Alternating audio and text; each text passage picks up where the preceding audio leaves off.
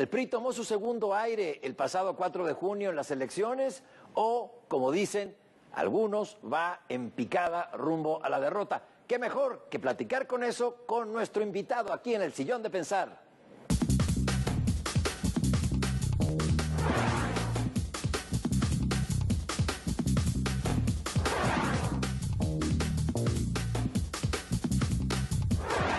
Hay diferentes lecturas de lo ocurrido en las elecciones del pasado día 4.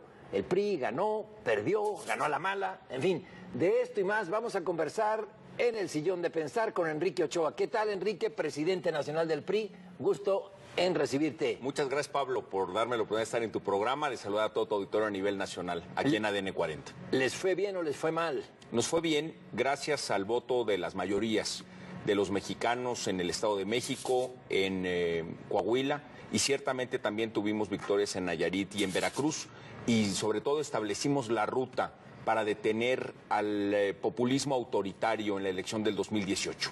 Oye, esto de que nos fue bien en el Estado de México tiene sus bemoles. Sí, ganaron la gubernatura, ganaron. Pero perdieron 1 millón de votos. ¿Qué pasó? Ciertamente hay lecciones muy importantes en la elección del Estado de México, Pablo. Cuando contrastamos los resultados electorales con hace 6 o hace 12 años, todos advertimos que en México la pluralidad política se está reflejando en que la distancia entre el primero y el segundo lugar en las elecciones para gobernador se ha reducido de manera muy importante. Los resultados en las elecciones del 2015, del 2016 y ahora de nuevo en el 2017, casi todas ellas se han resuelto por un dígito, es decir, entre 1 y 9 puntos porcentuales. Y eso refleja la pluralidad política que tenemos en nuestro país. Oye, en Coahuila cayeron también casi a la mitad en su votación. Bueno, el resultado es mejor que eso, pero ciertamente también hay lecciones que aprendemos en Coahuila. La pluralidad política en Coahuila está refiriéndose también en elecciones mucho más cerradas de lo que teníamos hace 6 o hace 12 años. Pero hay que decir que en el Estado de México y en Coahuila también tuvimos un elemento que en los opinólogos se marcaba como un gran reto para el PRI. Decían algunos opinólogos que si las elecciones arrojaban una participación mayor al 50%, el PRI no tendría oportunidad de ganar. Pues bien, en Coahuila votó el 63% de la población y el PRI, con sus aliados, mereció la votación mayoritaria de la población. En el Estado de México hubo una votación cercana al 54%.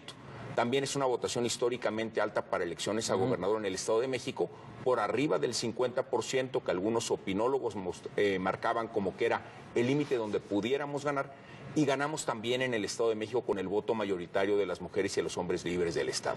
Entonces, ciertamente también hay elecciones muy favorables, donde se muestra que aún en elecciones con alta participación ciudadana, la mayoría de los mexiquenses, la mayoría de los coahuilenses, votó por los candidatos del PRI. El reclamo general en Coahuila de todos los opositores al PRI es que ustedes ganaron con trampa. Eso es falso.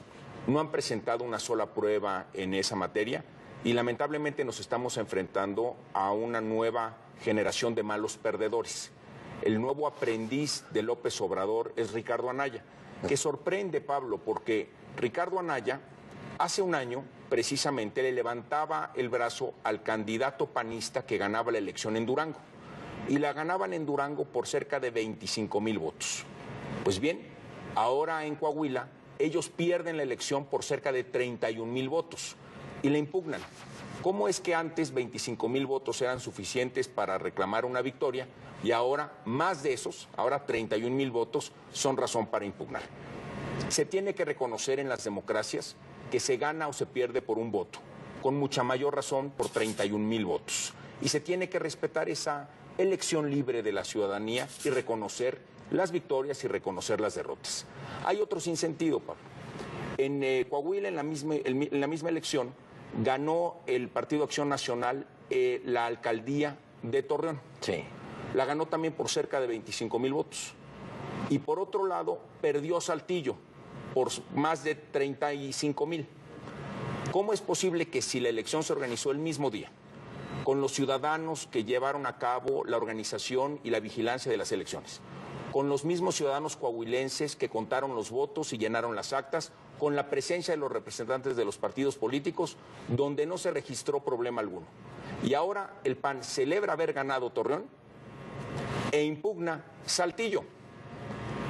¿Cómo puede ser congruente la actuación de un líder político nacional como Ricardo Anaya, que solamente reconoce la democracia cuando gana y cuando pierde, impugna? Es un mal muy acendrado que tenemos en nuestro sistema político del no saber perder, que está de regreso, porque dicen que están de regreso las trampas del PRI de rellenar urnas y de, a través de la policía, hacer fraudes electorales. Pero eso es totalmente falso, Pablo, porque no ha habido una aportación de una prueba sobre ello.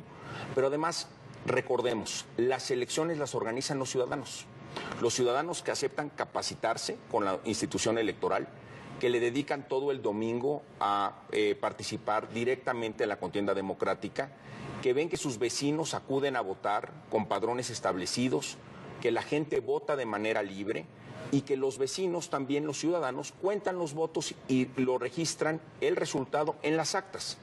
Esas actas después se contabilizan a partir del miércoles siguiente a la elección y pueden ser revisadas por la autoridad electoral, por los ciudadanos, por los partidos políticos a través de sus representantes. En todo ese recuento del miércoles no se registró ningún problema significativo en todo el estado. La elección se llevó a cabo el domingo de manera pacífica y de manera con alta participación cívica. Sí. Entonces, ¿dónde están las pruebas? ¿Dónde están los argumentos veraces? Lo que estamos viendo en el caso de Ricardo Anaya es un mal perdedor. Y la democracia necesita demócratas. Sí, sin demócratas no funciona. Ahora, el siguiente paso, ¿qué lecciones te dejan estos comicios del domingo 4? Una, me imagino, sin alianzas no se gana. Es muy importante formar alianzas con partidos políticos con quienes tienes un programa afín.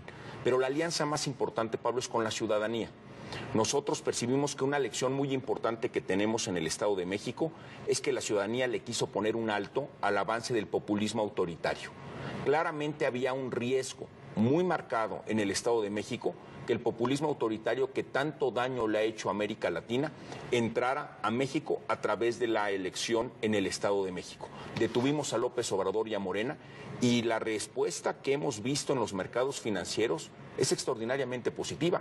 Tanto los inversionistas mexicanos como internacionales han recuperado una confianza importante en nuestra moneda y se ve reflejado en la fortaleza del peso con respecto al dólar a niveles por debajo incluso de los 18 pesos por dólar. Sí, pero este freno en el Estado de México sin alianzas no hubiera funcionado. Morena tuvo más votos que el PRI. Pero el PRI compitió con Alfredo del Mazo a la cabeza, conformando una alianza con múltiples partidos políticos, y esa es una importante lección hacia adelante, que es acertado establecer alianzas multipartidistas y debemos de construir más alianzas con otros partidos y también, sobre todo, con la ciudadanía. Porque la ciudadanía tiene, por supuesto, la convicción de que no quiere vivir en un país como está viviéndolo Venezuela, con gobiernos populistas autoritarios que impidan las libertades políticas, que impidan las libertades económicas, que pongan en riesgo la propiedad privada, que generen hambre, falta de medicinas, falta de vacunas para las niñas y los niños. Se acabó la paz social. Millones de venezolanos marchan para tratar de recuperar su país de un gobierno que ha sido totalmente negativo para ellos. Y, perdón, aquí un comentario casi editorial de mi parte, pero tampoco quieren vivir en un país o en un estado con inseguridad y con corrupción como el Estado de México. Por eso los castigaron, Enrique. Pero ciertamente, Pablo, lo que nosotros tenemos que combatir como generación es que en México los corruptos terminen en la cárcel, que se recupere el dinero que se robaron y que se regrese al pueblo de México. Y tenemos que tener sistemas anticorrupción que prevengan la corrupción, que no sea ya un problema más en México, que además no es nuevo. Es un problema que venimos arrastrando los mexicanos y que en otras generaciones no supieron resolver.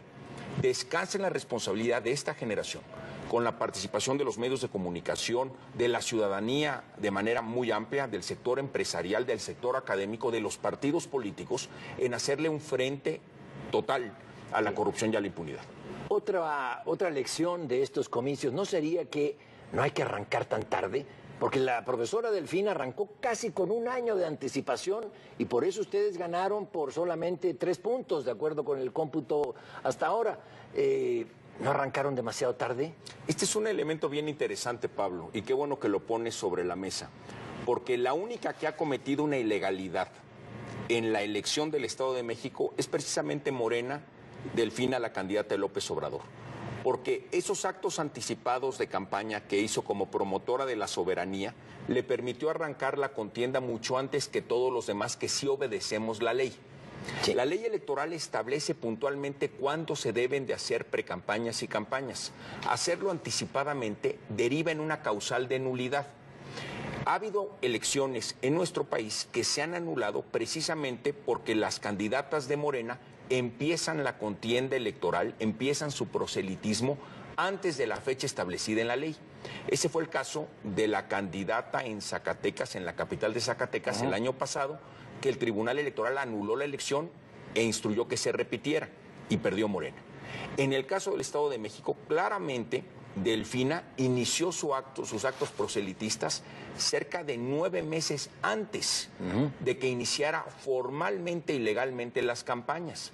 Entonces, aquellos que hacen trampa e empiezan antes están violando la ley y ellos sí están poniendo en riesgo lo que son los elementos básicos de una democracia, que es el respeto a la ley. Pero encontraron una figura a través de esto de promotores de la soberanía nacional para placear, para darle visibilidad a quien iba a ser su candidato. Me imagino que hay mecanismos legales también para poner figuras ante la opinión pública y no salir con tanto rezago, porque lo que pueden perder es la presidencia el próximo año. Bueno, te diría esto, no hay figuras legales, precisamente la figura que ellos han utilizado en Morena, tanto en Zacatecas como en el Estado de México y en general, es una figura que el Tribunal Electoral ha determinado que es ilegal, que va en contra de las leyes electorales de nuestro país. Entonces nosotros en el PRI vamos a ser puntualmente respetuosos de los calendarios que establece la legislación electoral. Nosotros vamos a competir de acuerdo a lo que establece el calendario electoral. Y en ese sentido competiremos para ganar, porque tenemos que cuidar que México no se convierta en Venezuela. Tenemos que parar el avance de la oscura caverna del populismo autoritario. ¿Y cómo van a hacer? Te lo voy a preguntar después de este corte, porque vamos allá. ¿Cómo van a hacer para elegir a su candidato presidencial? Tienen una Asamblea Nacional en puerta. Y de esto vamos a hablar con Enrique Ochoa al regreso de esta breve pausa, aquí en el Sillón de Pensar.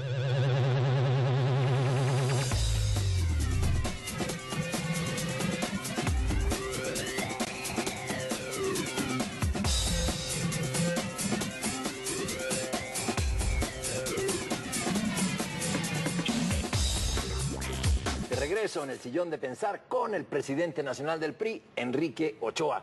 Enrique, viene una Asamblea Nacional del PRI. ¿Se prevé cambios en los estatutos para sacar al candidato presidencial del PRI? Déjame comentarte, Pablo, que ya empezamos los trabajos de la Asamblea Nacional. Llevamos más de 1000 reuniones en todo el país, de sectores, organizaciones y de priistas y simpatizantes del PRI en general, que han iniciado ya los trabajos que vamos a terminar en la segunda semana de agosto. La Asamblea Nacional es el órgano de discusión más grande que tiene un partido político, el más relevante. Y en función de esta Asamblea Nacional vamos a discutir el programa, el proyecto, las ideas que vamos a presentar a todos los mexicanos con miras a la elección del 2018. Primero el proyecto y luego la discusión sobre los nombres de las mujeres y de los hombres que podrán ser nuestras candidatas y candidatos en esa importante elección. Por esa razón estaremos discutiendo las ideas de manera crítica, autocrítica, pero sobre todo propositiva. ¿Cómo vamos a generar mejores empleos en nuestro país? ¿Cómo vamos a generar empleos de calidad y bien pagados en todos los espacios territoriales? Porque hay estados de la República que están creciendo al 4, 6 y hasta 7% anual por los últimos 4 o 5 años. Pero hay otros estados de la República que están creciendo de manera muy menor o decreciendo, y tenemos que encontrar las respuestas a esos problemas. Por supuesto que el tema de seguridad es otro que discutiremos ampliamente en nuestra asamblea. Y también discutiremos los distintos métodos a través de los cuales vamos a elegir a nuestras candidatas y candidatos para los distintos cargos de elección popular del 2018, incluyendo la presidencia. ¿Cuál va a ser el método de elección del candidato? Bueno, porque me imagino que eso lo quieren discutir los priistas centralmente, porque bueno, ya hay programas, ya hay proyectos para crecimiento económico, para el empleo, ya más o menos va encarrerado el proyecto de país del PRI. Sin embargo, no se sabe cómo se va a elegir el candidato. Es uno de los temas, candidata, no sé. Así es uno de los temas que se discutirá en la Asamblea. cuáles van a ser los procedimientos a través de los cuales vamos a elegir hacia adelante a nuestras candidatas y candidatos a los puestos de elección popular, incluyendo la presidencia de la República. Hoy los estatutos establecen una multiplicidad de procedimientos que podemos utilizar y que utilizamos en el PRI para elegir a nuestras candidatas y candidatos. Seguramente será uno de los temas que estaremos revisando en los trabajos de la Asamblea Nacional. ¿Cuándo va a haber candidato? Hasta el primer trimestre del año entrante. ¿No va a haber candidato este año? No, hasta el primer trimestre del año entrante, Pablo, como lo marca además el calendario electoral. ¿No están esperando, dando todo este tiempo para que termine Luis Videgaray de renegociar el TLC? No, bueno, por supuesto que estamos más bien en la lógica de obedecer lo que la ley establece. Y nosotros como partido vamos a discutir primero el programa, el plan, las ideas, presentarlas ampliamente ante la opinión pública después de la Asamblea Nacional que termina la segunda semana de agosto, y a partir de ello discutiremos los nombres de las mujeres o los hombres que puedan ser candidatos. Oye, pero hay un candidato muy fuerte que les lleva mucho terreno de ventaja, que es López Obrador, mucho terreno caminado, y publicaba el Financiero que ha aparecido en 3 años en 2.100.000 spots. ¿No van como la liebre corriendo demasiado tarde, esperarse hasta el próximo año? Le vamos a ganar. Además, déjame decirte dos cosas. Mal dirías lo contrario, pero con 2.100.000 spots. Y déjame decirte algo. Desde que yo estaba en la universidad, López Obrador ya estaba en su obsesión por aspirar a la presidencia de México. Y sigue siendo el mismo de siempre, con esas ideas que lastimarían el desarrollo económico de nuestro país, que afectarían el crecimiento de México y las oportunidades de desarrollo para millones de mexicanos. Afectarían la generación de nuestros hijos, pero también la de nuestros nietos. Ciertamente México merece mejor destino y yo estoy profundamente convencido, a partir de los resultados de la elección del Estado de México, que existe la posibilidad plena de salvar a México de la oscura caverna del populismo autoritario que representa Morena y López Obrador. Y lo haremos con determinación y con firmeza, Pablo. Seguiremos trabajando en el PRI también de manera autocrítica, porque tenemos que reconocer que para muchos electores en el Estado de México o en Coahuila no éramos necesariamente su primera opción, que claramente tenemos que mejorar la manera en que gobernamos, que lo tenemos que hacer con transparencia y con combate firme a la corrupción, que tenemos que ofrecer ideas convincentes, inteligentes, que permitan utilizar la técnica, la tecnología y las mejores prácticas internacionales para resolver los problemas que tenemos en México. Pero yo estoy convencido que vamos en una ruta que nos permite, por supuesto, ganar la elección del 2018 para detener el avance de ese autoritarismo populista. ¿Y podrán ganar la elección de 2018 y frenar ese avance que tú señalas con un candidato poco popular? Bueno, pero tiene que que puede ser ser buen administrador, pero un candidato poco popular. Tiene que ser un candidato honesto, con ideas claras, mujer o hombre de prestigio, que nos permita pedir el voto con una plena convicción de que vamos a hacer un mejor gobierno. Ciertamente tenemos en el PRI muchas personas que caben en esas características y lo tenemos que ofrecer a la ciudadanía con una visión también autocrítica, porque hay muchas cosas que se tienen que mejorar y se van a mejorar. ¿Es posible que el PRI apoye a un candidato que no sea militante del partido? No, el PRI apoyará a un candidato priista y estaremos Militante también abiertos, por supuesto, y estaremos también abiertos a revisar con otros partidos políticos lo que sería conveniente de armar una coalición. Ese tema también se discutirá puntualmente en la Asamblea. Ajá. Los mecanismos a través de los cuales haremos coaliciones con otros partidos políticos. Pero la coalición que más nos importa, la que vamos a ponerle mayor énfasis en la Asamblea, es la coalición con la ciudadanía. Establecer las ideas, las propuestas concretas de solución para convencer al electorado de que somos su mejor opción, de que participe con nosotros. Oye, pero tú crees, me asombra lo que piensas, que con una campaña de 3 meses ya se puede ganar la elección. No, cuando hay otros que tienen años en campaña. Pero no es una campaña de 3 meses, Pablo. Bueno, la legislación electoral establece que es durante todo el 2018, del primer trimestre hasta el fin del segundo trimestre, donde se llevan a cabo los procedimientos electorales, incluyendo la campaña presidencial. Es mucho más tiempo que ese. y por supuesto que nos alcanzará el tiempo para ganar la elección del 18. Oye, ¿qué se juega en la elección de 2018? Yo veo... A ver, perdón. Yo pienso que es una decisión de Y para México. Son dos caminos completamente distintos. Un camino a favor del respeto a la libertad política y a la libertad económica, el respeto a la propiedad privada, el respeto al derecho a pensar distinto, a disentir, pero también a invertir en crear empleos, en crear producción nacional, en generar los espacios de oportunidad y de participación que todos queremos en libertad. Y por otro lado, está ese populismo autoritario que tanto daño le ha hecho a América Latina.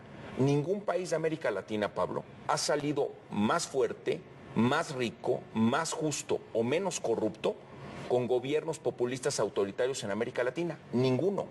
No hay un solo ejemplo donde ese sistema haya arrojado éxito. Lo vemos, pero además claramente en Venezuela. Pero también vimos el riesgo que en Francia una postura populista ganara las elecciones. Y millones de franceses salieron a votar para detener ese cambio en Francia. Francia enfrentó con éxito esa Y. Y entre una opción populista y una opción a favor de las libertades, escogió a favor de las libertades. Y el mundo entero aplaudió con ellos. En el caso venezolano, el mundo entero aplaude a los millones de venezolanos que quieren recuperar las libertades en su país.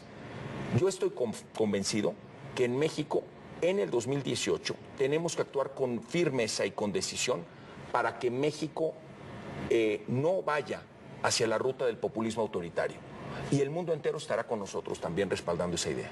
Sí, en esta Y que tú planteas se ven dos bloques. El bloque que señalas como el populista y el bloque liberal, por llamarlo de alguna manera. Pero no hay matices, no hay grises en esto. Yo creo que puede haber grises, pero ciertamente, como fue la elección del Estado de México, al final del día, el electorado va a escoger entre dos proyectos. Un proyecto que nos llevaría al retroceso y un proyecto que nos llevaría por la ruta de las libertades económicas y políticas, del respeto a la propiedad privada. Yo estoy convencido que ese es el gran reto que tendremos los mexicanos en el 2018 y hemos demostrado en el Estado de México que podemos y que vamos a derrotar al populismo autoritario. El adversario a vencer, ¿lo ves tú directamente en López Obrador o ves al PAN? No, absolutamente el adversario a vencer de México es el populismo autoritario que representa Morena y López Obrador. Bueno, oye, yo te quería preguntar, ¿cómo ves al Partido de la Revolución Democrática? Hay quienes lo señalan como la bisagra, como el que puede ser el fiel de la balanza para que gane uno u otro bloque. Y están coqueteando con los dos bloques, ¿eh? Yo he visto que ha habido expresiones de su presidenta Alejandra Barrales hacia el PAN y hacia Morena. Ya no sé en qué va esa discusión, porque la última noticia que vi es que López Obrador les decía que con ellos ni a la esquina. Sí. No sé cuál vaya a ser el siguiente paso que dé esa dirigencia y la dirigencia nacional del PRD que siga, porque también viene un cambio de dirigencia en el PRD. Entonces yo creo que es un buen momento de esperar y ver. Por eso te planteaba la posibilidad de una candidatura, que el PRI apoyase una candidatura independiente, liberal, democrática, que le haga frente a lo que tú perfilas como el populismo autoritario. Y ciertamente esa será nuestra candidatura, una candidatura liberal, democrática, de respeto a la propiedad privada y a la generación de empleos con justicia social. Esa va a ser nuestra propuesta, como lo fue en el Estado de México, como lo fue en Coahuila, y ciertamente eso es lo que presentaremos en el 2018 para todos los mexicanos. Oye, ¿por qué fueron tan duros con el PAN en el Estado de México cuando el adversario era Morena? Bueno, déjame decirte que la campaña, creo yo, la más negativa que he visto en mi vida, y he tenido la oportunidad de ver muchas, fue la del PAN en el Estado de México, con comerciales que eran francamente agresivos, y creo que el resultado de esa estrategia está a la vista de todos. Empezaron en enero en primer lugar en muchas encuestas y terminaron en un profundo cuarto lugar. Yo estoy convencido que una lección que nos dejan las elecciones del 2017 es que la ciudadanía está buscando propuestas convincentes, está buscando campañas propositivas. Ese fue precisamente el propósito de nuestros tres candidatos a gobernador, de Manuel Cota, de Miguel Riquelme y de Alfredo del Mazo, y ciertamente será la ruta que seguiremos hacia adelante. candidatos y candidatas con propuestas convincentes. Una última pregunta y volviendo al tema de la selección del candidato presidencial, ¿habrá una elección interna o será, como lo marca la ortodoxia de tu partido, durante décadas? Pues eso lo vamos a determinar precisamente en la Asamblea Nacional que culmina en la segunda semana de agosto. Y yo te pediría, Pablo, la oportunidad. Por favor, permíteme estar aquí en la sala de tu casa en la tercera semana de agosto y poderle platicar a todo tu auditorio a nivel nacional cuál es la determinación que tuvo la Asamblea Nacional del PRI sobre cómo vamos a elegir candidatas y candidatos para el 2018 a partir de lo que concluyamos en la Asamblea. ¿No se te van a revelar? ¿Hay quienes te quieren mover el piso, Enrique? Es normal en todos los partidos políticos que exista pluralidad y distintas opiniones y al PRI y le da fortaleza a la democracia. Todos tenemos una forma diferente de pensar. Tenemos propuestas distintas para resolver nuestros problemas nacionales, estatales, municipales y en nuestra comunidad. Eso es lo increíblemente positivo de una democracia, que pensemos distinto. Yo le doy siempre la bienvenida a la pluralidad política en mi partido y en el país. Lo que yo estoy claramente en contra es de que una corriente política que ha afectado a América Latina quiere entrar en México vestida de justicia social, que no lo es, pero que ponga en riesgo las libertades políticas y económicas de un país. Eso no lo podemos permitir, Pablo. Muchas gracias, Enrique, por esta entrevista. Muchas gracias. Y bienvenido aquí al Sillón de Pensar. Estaremos de regreso, ojalá, después de la Asamblea Nacional. Así es. Este fue el Sillón de Pensar con Enrique Ochoa, presidente nacional del PRI. Muchas gracias y hasta la próxima.